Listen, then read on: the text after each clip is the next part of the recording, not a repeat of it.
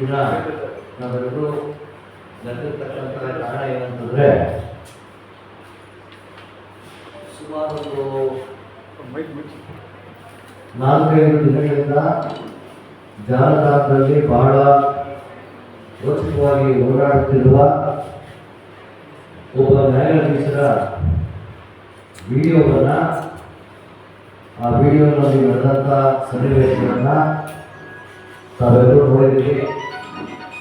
ಆ ವಿಡಿಯೋನಲ್ಲಿ ಒಬ್ಬ ಯುವಕರ ಮೇಲೆ ನ್ಯಾಯಾಧೀಶರು ತಮ್ಮ ಅಧಿಕಾರದ ದರ್ಪವನ್ನು ತೋರಿಸ್ತಾ shut up, keep quiet, don't talk, ನೀನು ಹೆಂಗೆ ಓಡಾಡ್ತಾ ಇದೆಯಾ, ನೀನು ಹೆಂಗೆ ಜಗತ್ತಿದ್ದೀರ ಓಡಾಡಿದೆ ಅಂತ ನಡೆದಿರುವಂಥ ಪ್ರಸಂಗವನ್ನು ನಾವೆಲ್ಲ ನೋಡಿದ್ದೀವಿ. ಇಡೀ ರಾಜ್ಯದಲ್ಲೇ ಒಬ್ಬ ನ್ಯಾಯಾಧೀಶರು ಅಧಿಕಾರದ ದರ್ಪವನ್ನು ಈ ರೀತಿ ಬೆರೀತಾರ, ನ್ಯಾಯಾಧೀಶರಿಗೆ ವರ್ತಿಸ್ತಾರ ಅನ್ನೋದು ದೊಡ್ಡ ಪ್ರಶ್ನೆ ಬಂದಿದೆ.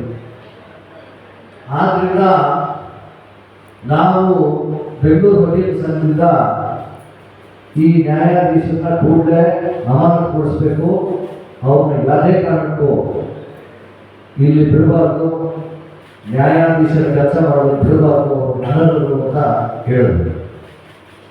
ಇದಕ್ಕೆ ಪ್ರತ್ಯುತ್ತರವಾಗಿ ನ್ಯಾಯಾಧೀಶರ ಪರವಾಗಿ ಮಾನವ ವಕೀಲರ ಸಂಘದಲ್ಲಿ ಕೆಲವು ವಕೀಲರು ತಮ್ಮ ಅಹವಾಲನ್ನಿಟ್ಟು ನ್ಯಾಯಾಧೀಶರು ಯಾವ ತಪ್ಪನ್ನು ಮಾಡಿಲ್ಲ, ಇದು ಕೇವಲ ಟ್ಯಾಂಪರ್ಡ್ ವಿಡಿಯೋ, ಸೃಷ್ಟಿತವಾದ ವಿಡಿಯೋ ಅಂತ ಹೇಳಿ ಅವರು ವಾದಿಸ್ತಾ ಇದ್ದಾರೆ.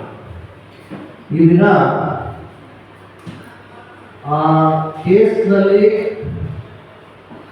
ಆ ನ್ಯಾಯಾಧೀಶರನ್ನ ಬಯಸಿಕೊಂಡಂಥ ಯುವಕ ವಿನಯ್ ಇಲ್ಲಿದ್ದಾರೆ.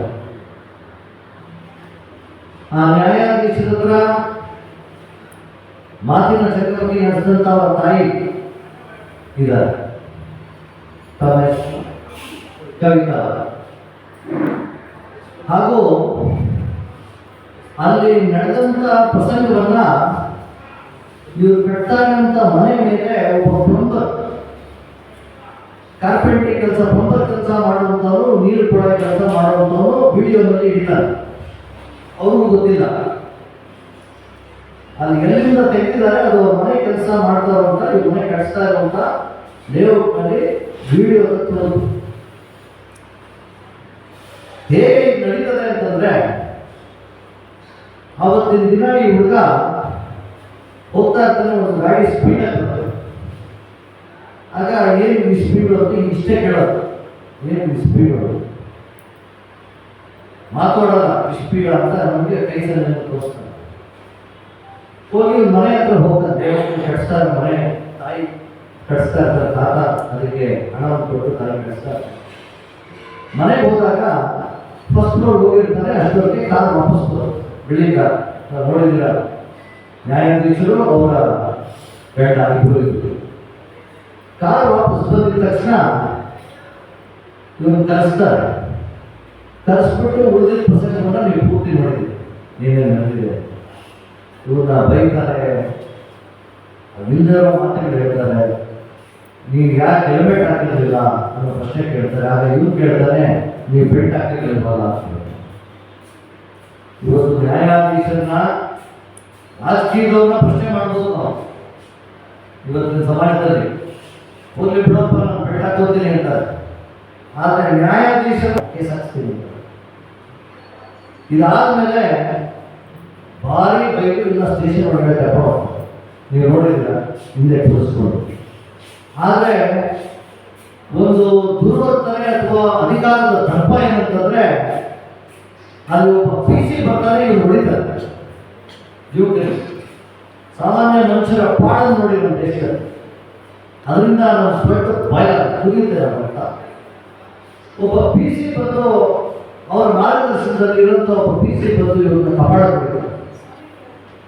ಸಾರಿ ಕೇಳೋದಕ್ಕೆ ಹೋದಾಗ, ಸಾರಿ ನನ್ನ ದಯವಿಟ್ಟು ಬಿಡಿ ಅಂತ ಕೇಳೋದಕ್ಕೆ ಕಾಪಾಡಬೇಕು. ಇದಾದ ನಂತರ ಸ್ಟೇಷನ್ ಕರ್ಕೊಂಡು ಹೋಗ್ತಾರೆ. ಇವನ್ ಸ್ಪೆಕ್ಸ್ ಎಲ್ಲ ಹೋಗುತ್ತೆ, ಮಗನ ಸ್ಪೆಕ್ಸ್ ಹೊರಟೋಗಿದೆ, ಪಾಪ ಫ್ರೆಂಡ್ ಕಾಣಿಸಲ್ಲ ಸ್ಪೆಕ್ಸ್ ಇಲ್ಲದೆ ಇದ್ರೆ. ಸ್ಟೇಷನ್ ಕರ್ಕೊಂಡು ಹೋಗ್ತಾರೆ. ಸ್ಟೇಷನ್ನಲ್ಲಿ ಸುಮಾರು ಸಾಯಂಕಾಲ 3 ಗಂಟೆ ಆಗಿದ್ದ ಪ್ರಸಂಗ 7:30 8 ಗಂಟೆವರೆಗೂ ಇಟ್ಕೊಂಡು ಕೊನೆಗೆ SI ಒಂದು ಕಾರ್ನಲ್ಲಿ ಜಡ್ಜ್ ಹತ್ರ ಹೋಗ್ತಾರೆ. ಏನು ಮಾಡಬೇಕು ಇವ್ರನ್ನ ಅಂತ. ಇವ್ರ ತಾತ ಕೋರ್ಟಲ್ಲಿ ಕಾಯ್ತಾ ಇರ್ತಾರೆ ಜಡ್ಜಿಗೆ ಕ್ಷಮೆ ಕೇಳೋದು. 7:30ಗೆ ಇವ್ರು ಹೊರಗಡೆ ಬಿಟ್ಕೊಳಲ್ಲ. SI ಒಬ್ಬ ಹೋಗ್ತಾರೆ. 7 ಗಂಟೆ 6:30 7 ಗಂಟೆ ಒಳಗಡೆ ಹೋಗ್ತಾರೆ. ಅವ್ರಿಗೆ 25,000 ಫೈನ್ ಹಾಕಿ ಅಂತ ಜಡ್ಜ್. ಇದು ನಡೆದಂಥ ಪ್ರಸಂಗ. ಇವರು SI ಆಚೆ ಬರ್ತಾರೆ. ಸೊ ಎಂಟೈರ್ SP ಆಫೀಸು ನ್ಯಾಯಾಧೀಶರ ಆಫೀಸ್ ಆಗಿದೆ. ಒಬ್ಬ ದೊಡ್ಡ ರೌಡಿ ಹಿಡ್ಕೊಂಡು ಬಂದ್ಬಿಟ್ಟಿದ್ದಾರೆ. ಏನು ಮಾಡಬೇಕು ನಾವು, ಮುಂದಿನ ಡೈರೆಕ್ಷನ್ಸ್ ಏನು ಅಂತ ಜೂನಿಯರ್ ಡಿವಿಷನ್ ನ್ಯಾಯಾಧೀಶರು ನೋಡೋಕಾಯ್ತು. ಎಂತಹ ದುಸ್ಥಿತಿಗೆ ಹೋಗಿದೆ ನಮ್ಮ ಒಂದು ಪರಿಸ್ಥಿತಿ. ಆಯಮ್ಮನ್ ಡೈರೆಕ್ಷನ್ಸ್ ಮೇಲೆ ಬಟ್ ಬಿಟ್ಕೊಡ್ತಾರೆ.